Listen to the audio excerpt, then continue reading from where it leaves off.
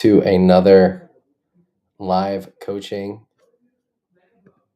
I hope you had a great week. I hope everything is going well. I've been in Hamburg working on my loop course and getting ready to go to Gran Canaria. We still have some spaces left in Gran Canaria, so if you want to join, you can go to windsurfingmasterclass.com. This is the site. Go here to apply here, and then click apply here for Gran Canaria. Go to the Gran Canaria application. We've got a really good group already, and there's a couple spaces free. So if you want to join, I encourage you to do so. It's going to be a great time. There's a good forecast. We can check the forecast. Let's check the forecast. What's the forecast for Gran Canaria? If you've been watching the World Cup, there was some great action in the Gran Canaria World Cup that just happened. Yeah, we've got an awesome forecast. So the dates, we start on the 21st. Boom, windy, windy, windy, windy, windy. We got tons of wind. It's gonna be a good time. Fully windy. We're gonna have a good time. It's gonna be a good time. So if you want to join, now's the time to do it. This is the last chance. Last chance. All right. Let's load up the Facebook group and get into. Ooh, I'm tiny. Why am I so tiny? Let's make me bigger. All right.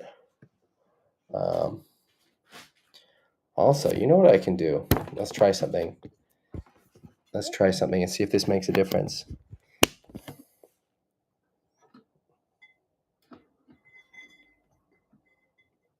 All right, I'm trying something a little bit different. You guys have to tell me if I sound better.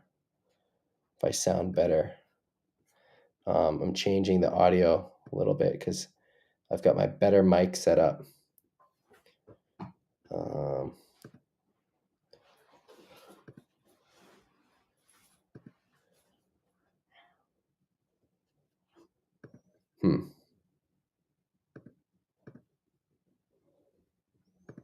Let's see. Hopefully that worked.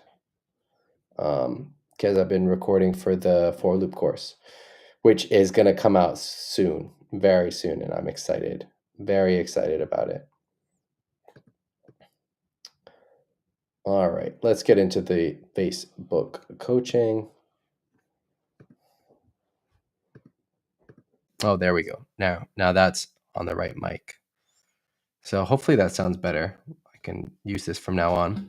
All right, I'm going to check the chat, and then we're going to get into the Facebook coaching. We got Jorg in the chat, who had 2 sessions in the south of Sweden. We've got Greg as well. Hello, Greg. Suna as well. Not much wind, but managed to get a float and ride session. Greg and Suna were both in Morocco. Greg says no sailing since Morocco, but it's going to work tomorrow. Awesome. And we got Christoph as well. And he was also in Morocco, and he's back in Weddell. Awesome. Cool, guys. Let's jump into the Facebook group. And of course, you can interrupt me. All right. We got Matt in the chat as well. And Matt was also with us in Morocco. We had a good time in Morocco. And we're going to have a good time in Gran Canaria. So if you want to join us in Gran Canaria, I encourage you to apply because it's the last minute to get out there. York is asking if the loop course will be different compared to the previous one. Yes, it is. There are elements of, so if you were in the Learn to Loop Pact, which I did, when was that? When did we do the Learn to Loop Pact? Matt, you were in that as well. Though I don't think, there were a few different groups. Oh, we got Thomas as well. Thomas in the chat, and Axel, hello. Yeah, and George. In Seattle after a week in the gorge. How are the conditions in the gorge? I saw some really good video that popped up, but I don't know if that was recent or not, but it looked awesome. Anyway, yeah, so the loop course that I'm developing, it's an online loop course, and it is different than the Learn to Loop Pact, which is what I did a few years ago. There are a lot of similar elements. I mean, that course is the foundation that I use to build this course. But in the years since, this just to kind of rewind a little bit, what I've been doing so yeah, okay. So Greg was also into Learn to Loop Pact. That was in 2021. And the same thing like I talk about with windsurfing, I'm always trying to get better with my coaching. So I came up with the Learn to Loop Pact strategy for teaching loops, and it worked. I think it was about a third, or maybe about no, more than a third. I think half the people actually landed a loop on the course, and everyone did it at their own pace. And since then, I've developed the technique more, and so there's more interim steps. There are more exercises, so I've developed different exercises along the way that help break down different parts of the loop, understand what's happening better. Um, so yeah, so it is very evolved. It has been very hard to make. It's been really hard to make because I want it to be really good. And so it's like what I encourage you guys to do with your windsurfing. I'm trying to test it, get in the reps, make it as good as possible. And so I've learned through doing this course, the Learn to Loop Pact, and then I've done a lot of different private loop coaching. And there was another Learn to Loop course that I did on Maui last year as well. So anyway, that's enough about that. That's going to come out soon. We've got Ragnar in the chat in Portugal. Awesome. And he is also going to be in Gran Canaria. All right. So we've got a question from Jan about what is the next step from the low wind freestyle move, the gecko. Yeah, interesting. So I don't know. We've got some different answers here. It kind of depends what you mean in terms of like going planing or doing like a gecko Diablo, or maybe doing, I think people even do grubby geckos, though I don't even understand how that works. A gecko I've done before, can do. I can understand the gecko. The like grubby gecko, which I think I've seen, I don't understand. But yeah, those all sound cool. The Flocka as well. We're currently in the middle of a Flocka course. I'm probably going to do another Flocka course at some point. All right, we've got a question from Juice Maxime saying that he's going to Fuerteventura in July, August, planning to stay mainly on the North Shore, and wants recommendations for sail sizes, accommodation, and car rental.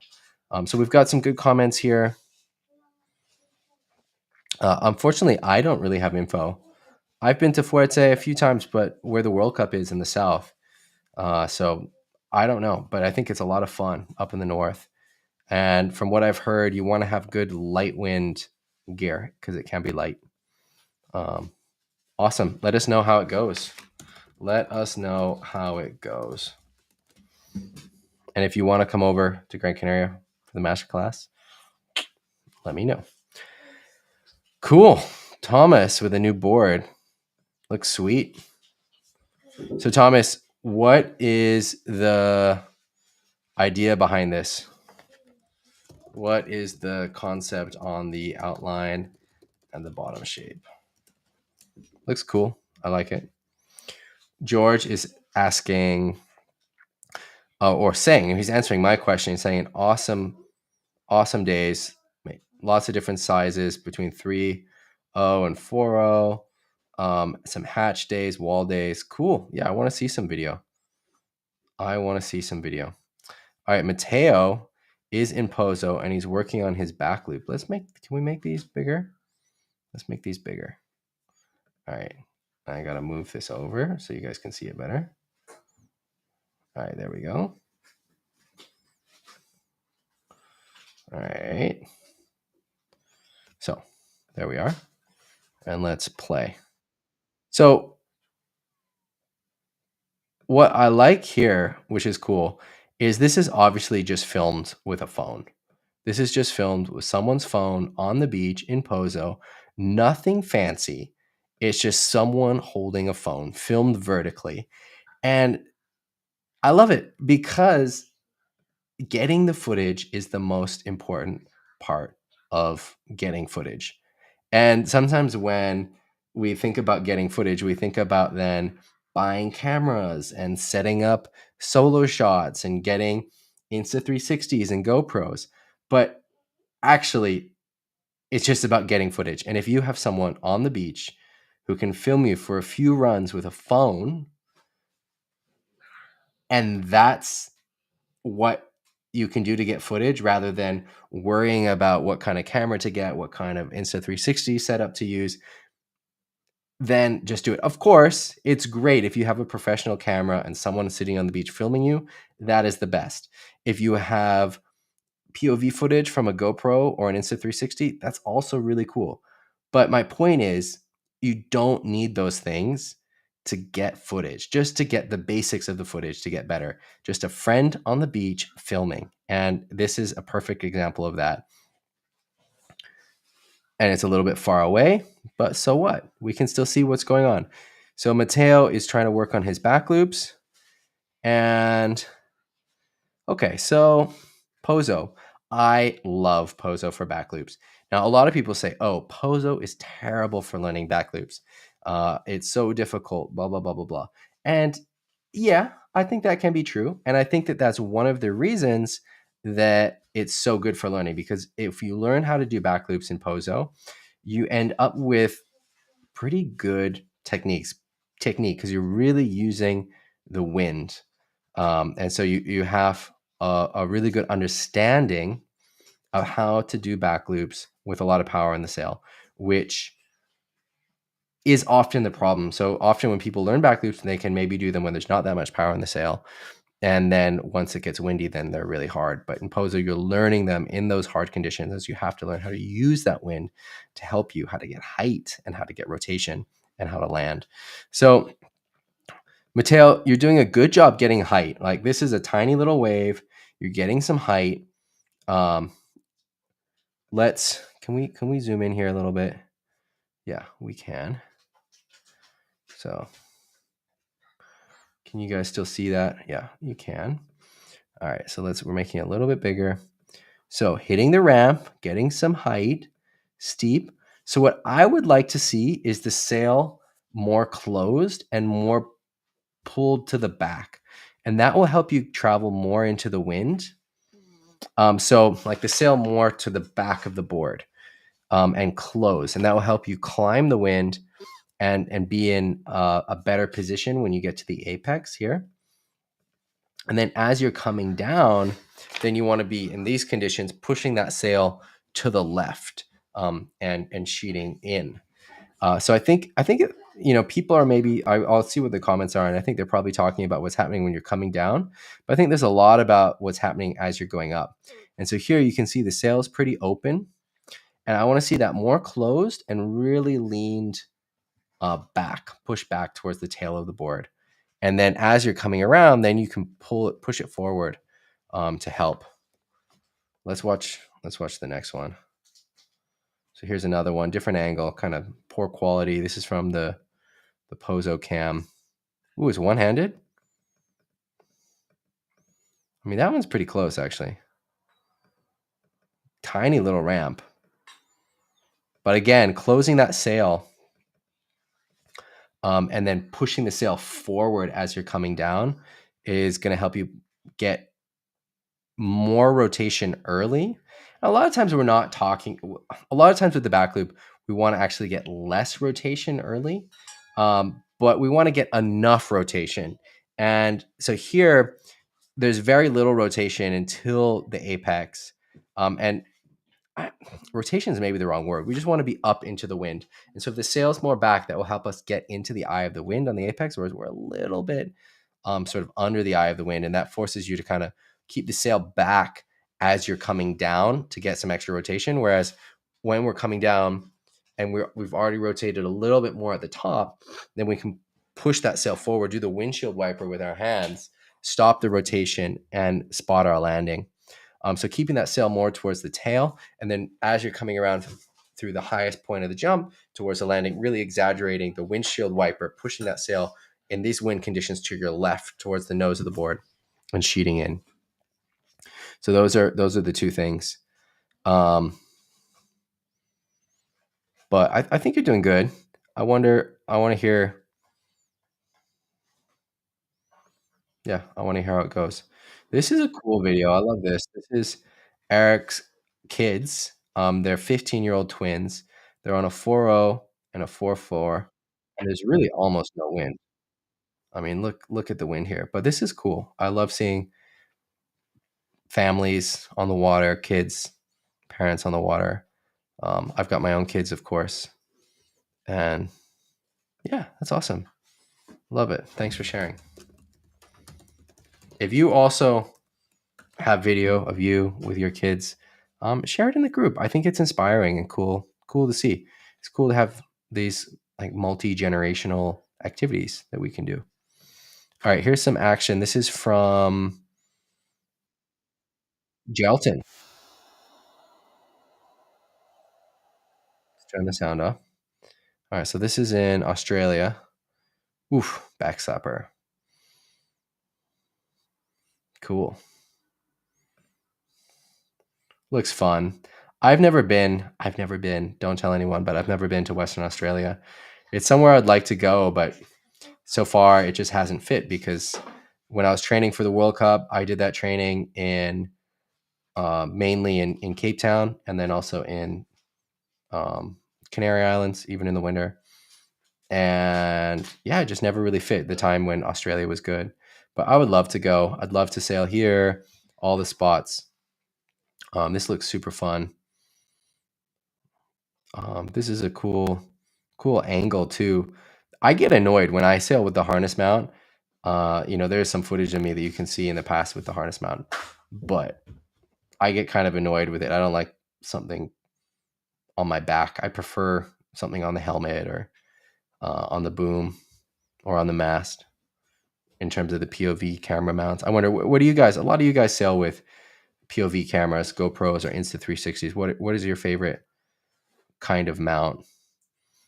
So yeah, here, I got two questions. One, what is your favorite kind of mount?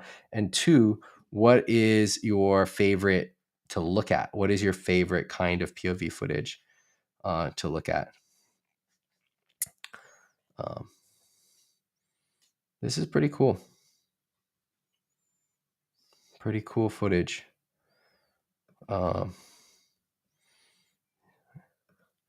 Yeah, definitely looks like fun. There wasn't a coaching question attached to this footage, so I'm not going to do a coaching analysis. Let me just double check there wasn't a coaching question. Yeah. No coaching question, which is cool. We don't have to coach everything. It gives a good overview of what the spot looks like, which I think is pretty cool. You can see what it's like to sail in Gelton, which, like I said, I've never sailed there before, but it looks super fun. Looks super, super fun. And yeah, I don't know when. I want to do this once in my life. When is that going to be? I don't know. It's somewhere that's pretty far to get to. I don't know how hard it is to get there from Hawaii. I have to check. Yeah, cool. Looks like a super fun spot. So I want to hear from you guys. What's your favorite POV angle for? What is your favorite POV angle for watching and also for your own setup? All right, let's check out a little bit from the live stream too. We did that last time. We're going to do a little bit more. I'm going to Gran Canaria and doing coaching there. I leave on Friday. Coaching starts on the 21st. This is your last chance to join. If you want to join, now's the time. It's going to be a lot of fun. We got a great forecast. It's going to be a lot of fun. So you can do that by going here. If you're in the Facebook group, in fact, I can even post it in the comments. Apply for Gran Canaria Masterclass. Boom. You can apply there if you're on YouTube or in the Facebook group here.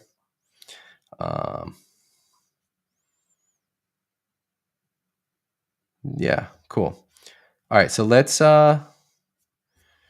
check out some of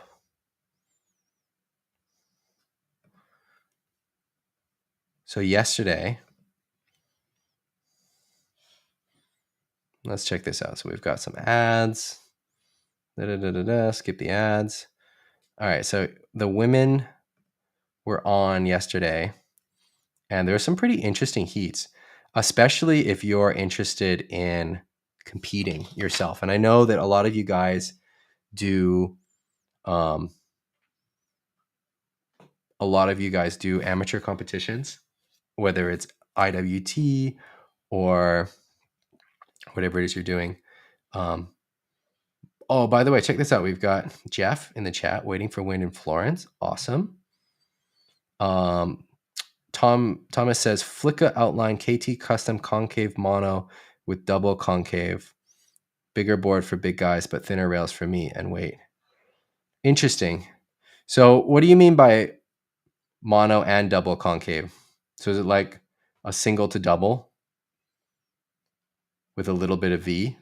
Like that's kind of one of those classic bottom shapes that I always find just works. Single to double to V.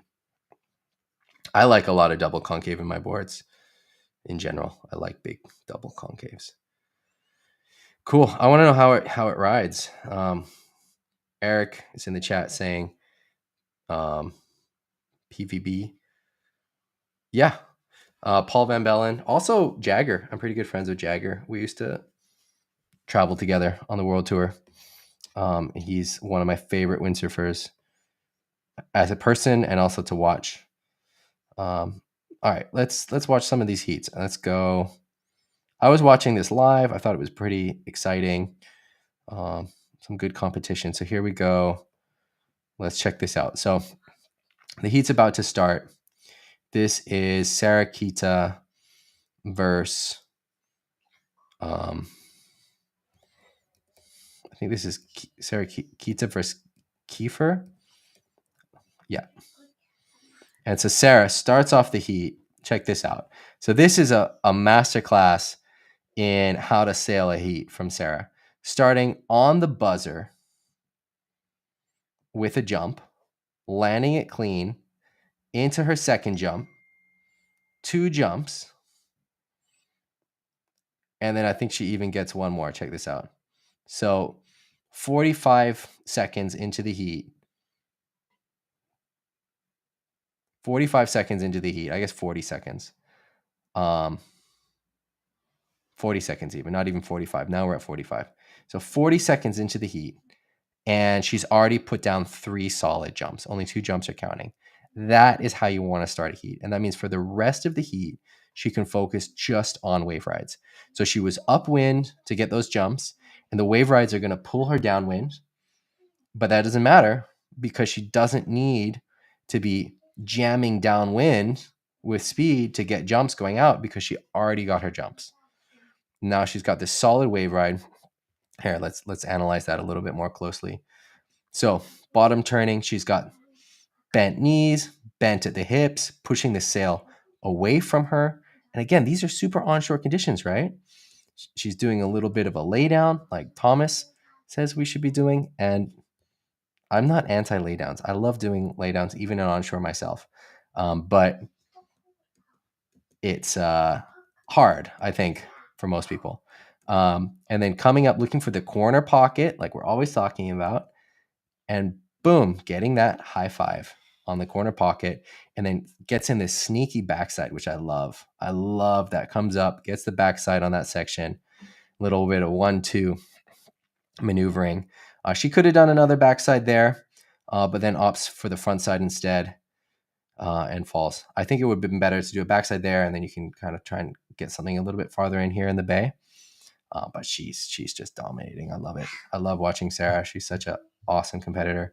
Matt is saying that he likes the latest fly mount on the mast and does both tacks. GoPro set on SuperView. So Thomas is saying on the board it's no V, just mono in the tail. 4.3 kilograms with pads. That's super light. That's awesome. Awesome. All right, let's see what these women can do. So now see, Sarah is downwind, down where the waves are, because she doesn't need jumps. And you want to catch waves way downwind here, because it's so onshore, you're traveling way upwind as you're coming in. And so in order to be in the critical part of the wave, you actually want to catch it pretty far downwind, because you make so much ground going upwind as you're coming in. And so for competition strategy, this is just perfect. She's got her jumps in, so she doesn't need to be upwind like Alexa is doing here, where she's going upwind to then come in and get speed to get jumps. You can see where the jumps are happening is different than where the wave rides are happening. And this is true in a lot of spots. This is true in a lot of spots around the world. And so you don't want to be mixing up the two if you can help it when you're competing. In free sailing, yeah, mix it up and it's fun. But in competitions, often you want to be upwind and racing downwind to get your jumps. And then for catching the wave, sometimes you want to be more downwind or sometimes you want to be more upwind. It really depends. Ooh, so windy. Sarah goes down. All right, let's see this one. Boom. Nice. Gets another front side. Pretty solid sailing. Oh, Sarah goes down.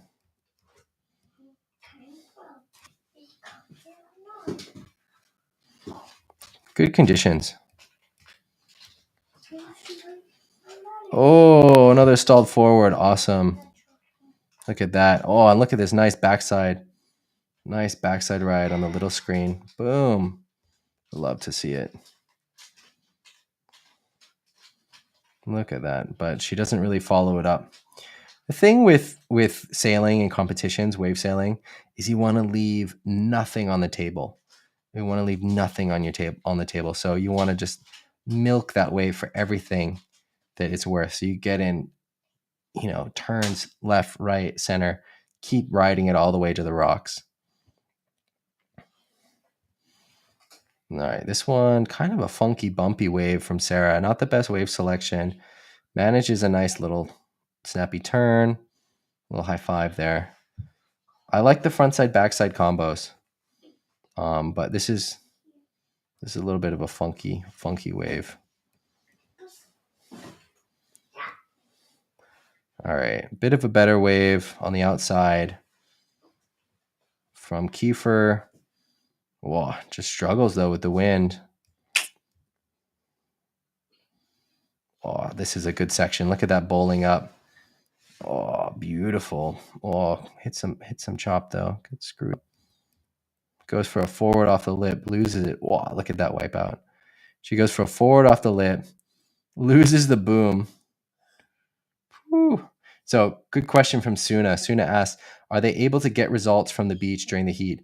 It is allowed in the rules, but there isn't a formal way of communicating those results. So sometimes people on the beach will signal it. So like what we just saw, Oda, Sarah's friend and also a pro windsurfer, was sending her signals, I think telling her that she was in the lead. She's like giving her the thumbs up. And so that kind of signaling is allowed, or sometimes people will signal whether you need to get a wave score or a jump score. But in general, you don't know the scores. On Maui, where there's not as much wind, then sometimes we can hear the announcer from the water, and sometimes the announcer or the announcers do say who is leading the heat, what the heat order is, and so sometimes you can hear that on the water if it's not too windy. Here in Pozo, it was way too windy. There is an announcer, and they're talking about the heat, but it's just way too windy. There's no way that you can hear it. It's just garbled up.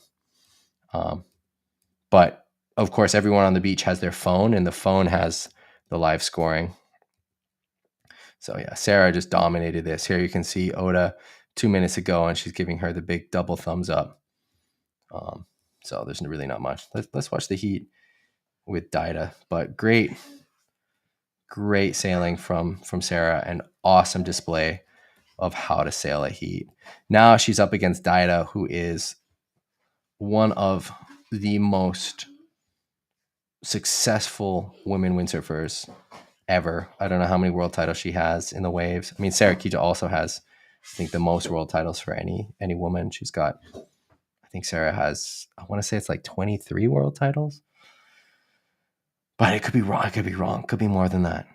It's so many. Maybe it's 27. I don't know. It's some huge number. It's in the 20s. Daida starts off with a stalled forward. Again, this is the strategy. If you are jumping in a heat, you want to start your heat with jumps upwind, because that gives you the ability to get speed. Oh, she just the timing on that, just a little bit off. And then you can focus on your wave rides after, because often your wave rides will pull you downwind and in a position that's not as good for getting jumps. Sarah with a stalled forward.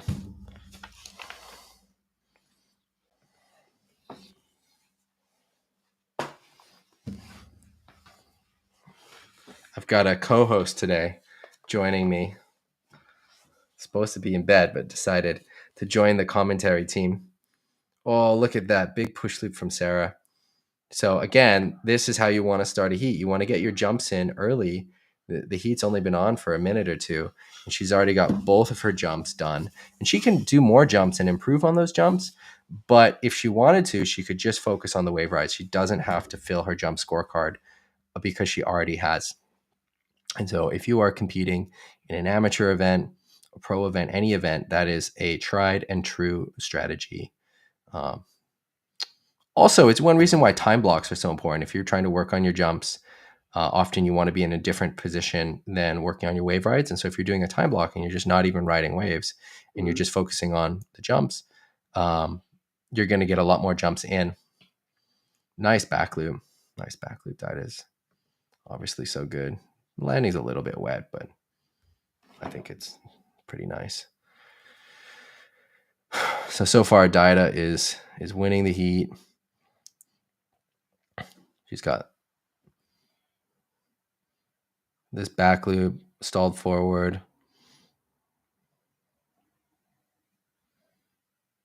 So Mike is saying that Daida's forwards seem effortless.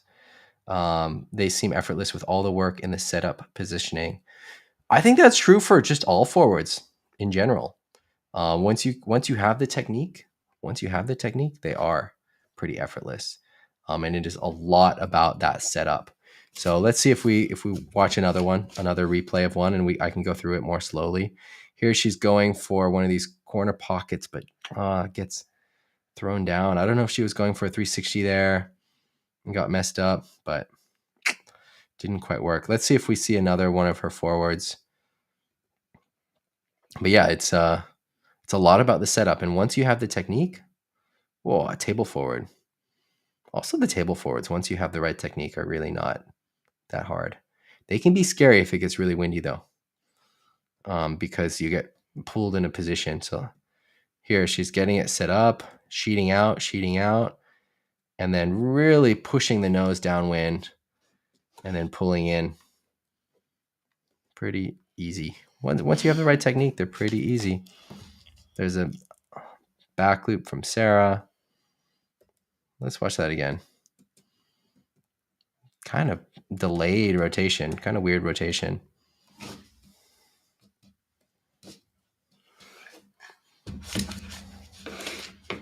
So difficult conditions for sure.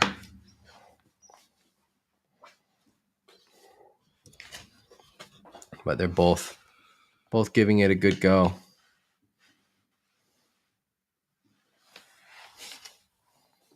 But Sarah's in the lead.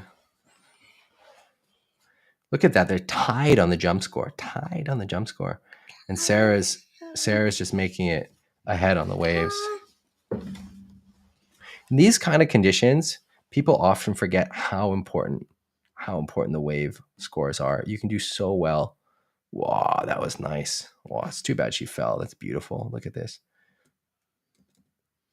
Look at how inverted she gets. Boom. I love that one.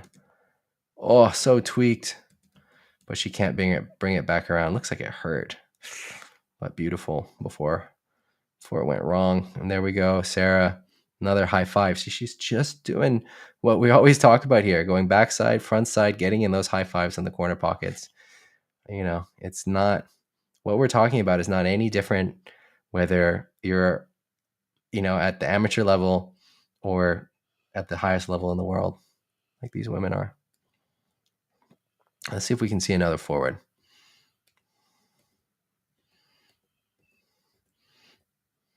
I know there's another one coming up in the next final, but there might be another one in this final as well. Ooh, that wasn't bad. I wonder if she can connect another turn here. Not quite. Yeah. We're going to see another forward.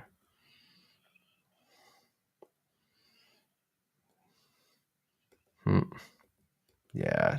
Tricky conditions for sure. Oh, she wants the 360, and sometimes that is a mistake that people make competing. It's a common mistake where they think they need to do more than they actually need to do.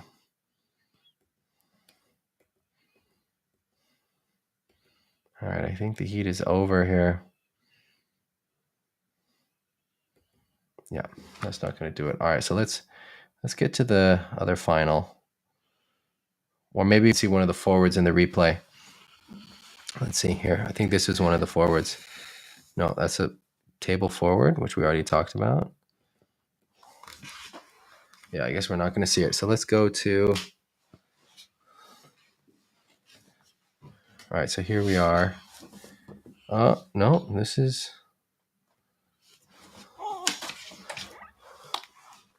This is one of the... This is the youth, I think. Huh. All right, where's the other final?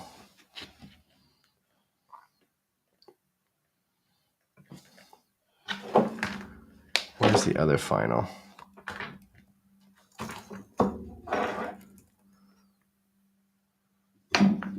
Stop.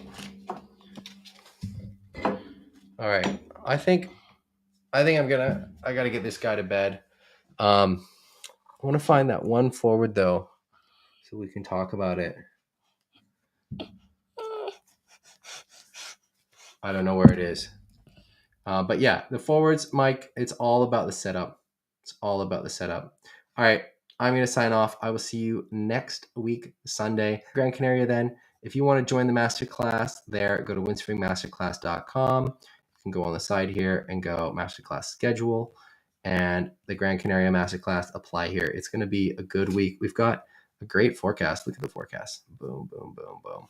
Solid forecast. It's going to be a good time. It's going to be a good time. I arrive on... Do I arrive on Friday or Saturday? I've got to check. Maybe I arrive on Saturday. I've been thinking this whole time I'm there on Friday. Anyway, we start the masterclass on Monday. All right. Take care, everyone. Have a good week. If you want to join us in Gran Canaria, it's the last chance.